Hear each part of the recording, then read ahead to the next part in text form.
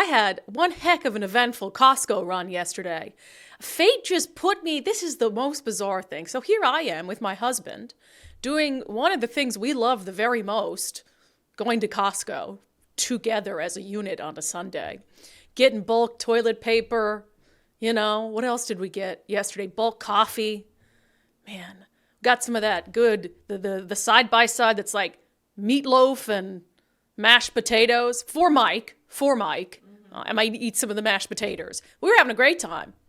And I noticed as we were going into Costco that there were signature gatherers outside, which I thought was great. I was like, oh, so good to see them here. Of course, gathering signatures for the 6 Let's Go Washington initiatives that we've talked about at length on the show. And they were clearly paid signature gatherers who were out there. And so I told myself, I said, oh, I'll check in with them as I leave, just see how things are going. Because we've been covering at length some of the intimidation that these signature gatherers have experienced.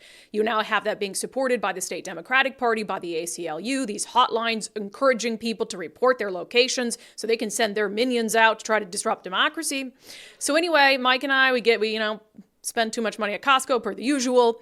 And then we're walking out, pushing my cart, and I just stop and talk to the guy. And I'm like, hey, here, I'm so-and-so. I've been covering this issue. Just want to see how things are going, if you've been getting a lot of signatures or whatever. And he's clearly flustered, right? And he's like, well, it was going well, but now they're trying to kick us off because this woman did this. And he holds up one of the clipboards with one of the initiatives on it and proceeds to tell me about how a woman had just crossed out. He turns his back. She's got a pen, because there's pens there to sign. Had just crossed out, put a big X through one of the pages of initiatives. Nicole has the picture here. And I also, if you're watching the show and you're like, what's all those black markings? I was trying to protect voter information, so I put some of that on. So this signature gatherer tells me that he responded, yes, by trying, to shout at her, but she runs into the Costco. So she's clearly a member. You can't get into Costco without a membership card. And she kind of had grabbed something off the shelves, like she's going to shop and try to just fold into Costco after committing a gross misdemeanor.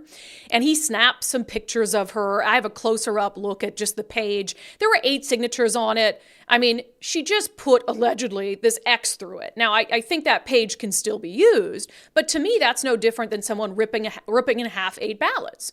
And I've been saying, you want to protect democracy. You're looking at this issue right now with these signature gathering efforts where there have been documented instances of harassment and intimidation. And so you've got these guys out there giving Washington voters an opportunity to express their rights, to sign their name on paper, and this crazy woman decides to come up there and put an X through it, which again is a gross misdemeanor, whether she actually obstructed the signatures or not.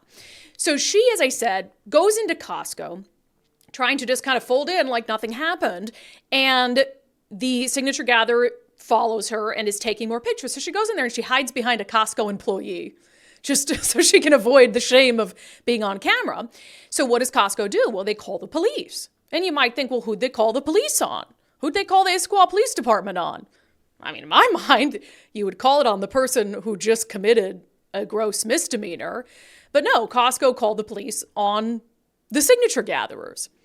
And the signature gatherer I spoke to admits that he did shout at her. He went in there with his camera, and it did cause a disturbance because he's telling her, and the photos he took are kind of live photos. You can play them momentarily, and you can hear him shouting, "You're going to jail," to this woman. So anyway, Costco ends up calling the Issaquah Police Department on the signature gatherers. So I'm talking to the guy, and he says, we're just going to pack up and leave. So this woman got what she wanted, to disrupt the signature gathering process, because she gets to fold into Costco. She gets to hide behind a Costco employee. And then Issaquah Police Department rolls up and they're sitting there chatting with the signature gatherers as they're loading up their vehicles and the initiatives and their signs and stuff to go. So I'll just note, a couple things. We've reached out to the Issaquah Police Department and we've also reached out to Costco to see whether Costco is willing to help the Issaquah Police Department identify this woman. Because again, they've got her on camera everywhere, right?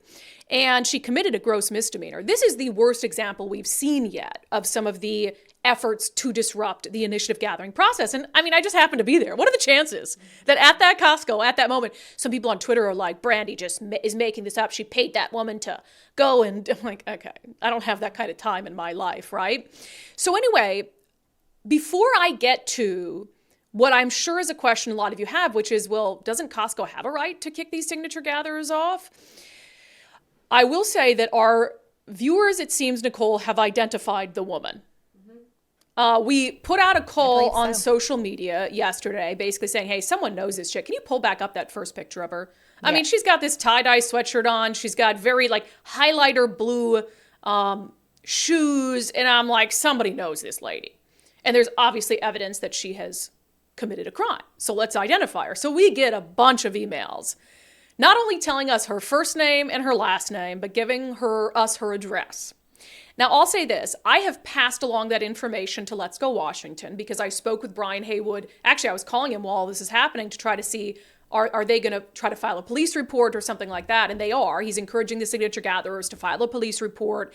And so I passed on the name of this woman to Brian Haywood so he could pass it along to the Issaquah Police Department. We're not going to name her just yet. We're going to try to reach her, give her an opportunity to explain herself. And plus, we have multiple viewers who are saying we know exactly who this woman is, but we want to make sure that we reach out to her first and try to figure out if she has any connections to any sort of Democratic groups. Is this just some unhinged, crazy person who is like, I don't like these initiatives, so took it upon herself to do this? But again, keep in mind the context that this is happening under. It's happening at a time when Democrats, the ACLU, Fuse Washington, which is a progressive group, are utilizing their mail lists to encourage people to harass and intimidate signature gatherers. They've got millions of people on their email lists. And they are sending this hotline out saying, decline to sign, tell your friends, these initiatives are evil, funded by millionaires. So is it any wonder that you might have some rogue people who go out there and do stuff like this and cross out signatures, which is no different, again, than ripping a ballot in half? I laugh because I'm on social media and I see people who are clearly Democrats saying, what is this last one? Because Nicole, can you pull up the close-up picture? Oh, this one. Oh my God, how will they possibly read the names? Pearl clutching. It's like, it's not about whether you cannot use the names of, whether you can't turn that in. It's about the act, right? It's about the fact that you had on this page, at least 8 Washingtonians who wanted to sign these initiatives, and you had some ne'er-do-well who thought so little of the democratic process that they'd take a pen and put a line through it. Again, if you wouldn't condone it, if you had a right-winger who came up to a ballot box and stopped people and ripped their ballots in half, do you really think you'd have Democrats on social media trying to downplay that? Of course you wouldn't. Of course you wouldn't. So anyway, I want to get into sort of what has become this increasing, I think, some frustration from retailers about things like this happening outside their stores. Because you might think, well, Costco had every right in the world to call the police on these signature gatherers. It's private property. Except the law is kind of tricky in this regard. So Costco at this location had up signs that I thought were really interesting. It had the Costco logo. It says, "These petitioners are here without our permission. We apologize for any inconvenience." So kind of letting shoppers know, like, hey, we didn't tell them they could be here. So you might have shoppers being like, well, just kick them off. The issue is, and legal precedent on this issue is complex. And I acknowledge that it kind of pits two issues. Like, I care about property rights. I think that a private business should be able to dictate what happens on its property. But when it comes to signature gathering, what the law has basically said is if you allow other sorts of activity there, if you allow the Girl Scouts to sell Girl Scout cookies, if you allow the Salvation Army to be out there ringing a bell, if you've allowed other groups to collect signatures for other initiatives, you have essentially made yourself a town square. And so you can't pick and choose what kind of, First Amendment, for instance, protected activity you're going to allow there if you've allowed other things. And that's kind of where the law is at on this issue. And I think reasonable people can disagree on whether that's appropriate. And the challenge that Costco has specifically is it has allowed other signature gathering to happen at its locations, and not just allowed it passively. Costco has actually used its locations in the past as signature gathering hubs. Do you remember, if you've been in Washington state long enough, you remember when they had government-run liquor stores? Which was crazy, by the way. That was like something out of a futuristic movie, that the government controlled liquor distribution. Well, back in 2010, Costco wanted to be part of trying to change that. So they actually used more than 20 of their locations, I think it was 26 stores, where they had tables set up for people to sign the liquor initiative to change it from being a state-run issue. And they had employees manning the tables. So Costco has opened itself up as a quote-unquote town square. And so because they did that, they put themselves in a legal gray area when dictating which signature gatherers they're then going to allow to be there and which ones they're not.